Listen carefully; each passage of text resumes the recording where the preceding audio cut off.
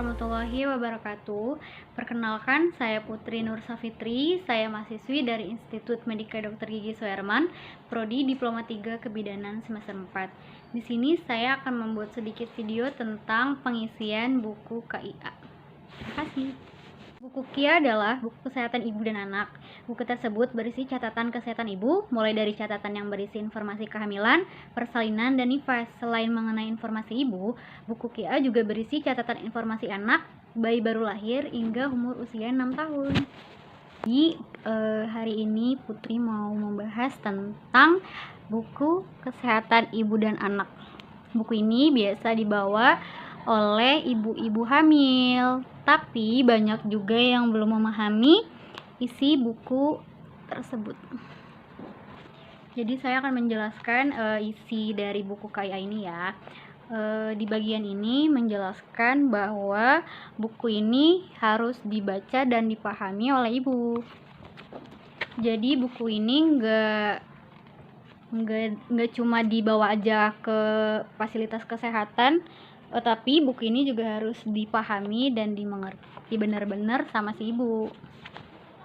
Karena di buku KIA tersebut banyak banget informasi tentang kehamilan, persalinan, lalu cara merawat bayi bagaimana.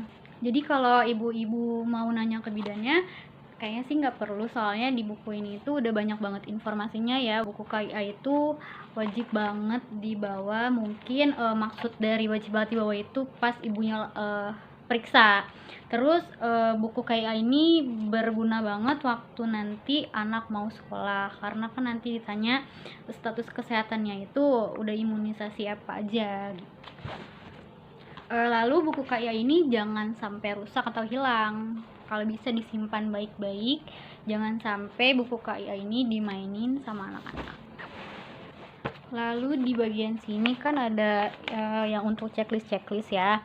Ada pengukuran tinggi badan, pengukuran tekanan darah, pengukuran lingkar lengan atas atau lila, pengukuran tinggi rahim, dan yang lain-lain.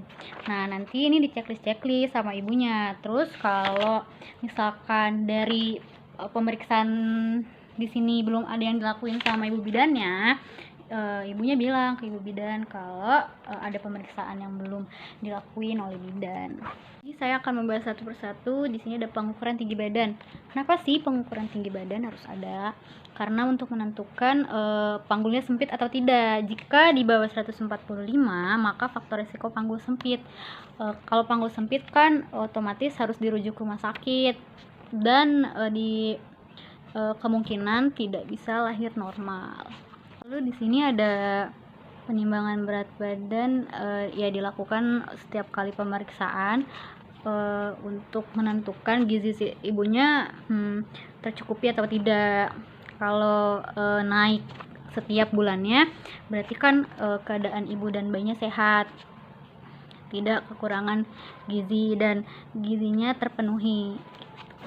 Ya, lalu di sini ada pengukuran tekanan darah tuh untuk mengetahui tekanan darahnya tuh tinggi atau tidak. Karena kalau ibu hamil itu tekanan darahnya tidak boleh tinggi karena dikhawatirkan takut terjadi preeklamsi atau eklamsi atau keracunan kehamilan. Ibu hamil itu tidak boleh mengalami keracunan kehamilan. Lalu di sini ada pengukuran lingkar lengan atas atau lila. Di sini ya cara pengukurannya di lengan sebelah kiri. Untuk mengetahui si ibunya ini kurus atau tidak. Dikatakan kurus apabila lingkar lengannya kurang dari 23,5 cm. Karena takutnya ibunya melahirkan bayi berat badan lahir rendah atau BBLR. Jadi bayinya kecil. Lalu di sini ada pengukuran tinggi rahim. Tujuannya untuk mengetahui sesuai nggak sih besar perutnya dengan usia kehamilannya. Lalu di sini yang kelima ada penentuan letak janin atau presentasi janin dan penghitungan denyut jantung janin. Biasanya kalau sudah memasuki trimester 3 atau 28 minggu ke atas tuh biasanya bagian terbawah itu sudah masuk kepala. Tapi jika hamilnya sudah besar tapi bagian terbawahnya belum masuk kepala, berarti kan ada kelainan letak. jadi harus dikonsulkan ke dokter. Terus penghitungan denyut jantung janin, bila denyut jantung janin kurang dari 120 atau lebih dari 160 berarti itu kan menunjukkan ada tanda gawat janin, harus segera dirujuk. Lalu di sini ada penentuan status imunisasi tetanus toksoid atau TT. Biasanya pada hamil pertama imunisasi TT ini diberikan minimal 2 kali. Tapi jika kehamilannya sudah 2 atau 3 kali diberikannya sekali. Imunisasi TT ini bertujuan untuk mencegah terjadinya infeksi tetanus pada saat melahirkan, kemungkinan kecil terkena infeksi. Dan di sini ada pemberian tablet tambah darah. Sejak awal kehamilan minum 1 tablet tambah darah setiap hari minimal 90 hari itu harus habis. Tablet tambah darah diminum pada malam hari untuk mengurangi rasa mual, karena di sini kalau minum tablet tambah darah itu efeknya bisa mual kalau diminumnya enggak waktu pas mau tidur. Pemberian tablet darah ini untuk mencegah terjadinya anemi. Lalu di sini ada tes laboratorium, itu udah wajib banget ya, kayak tes golongan darah, tes hemoglobin atau HB, terus tes pemeriksaan urin atau air kencing. Pas awal kehamilan ini pemeriksaan urin harus dicek ya.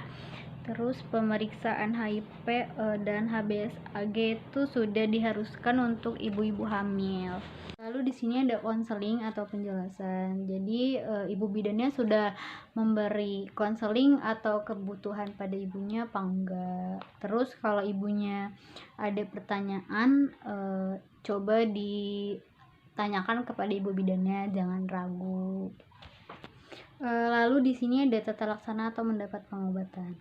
Jika ibunya mempunyai masalah kesehatan, mungkin ibu bidannya bisa mengobati ibu dengan sesuai prosedur dan dengan wewenangnya. Betul. Jadi segitu aja yang bisa saya jelaskan.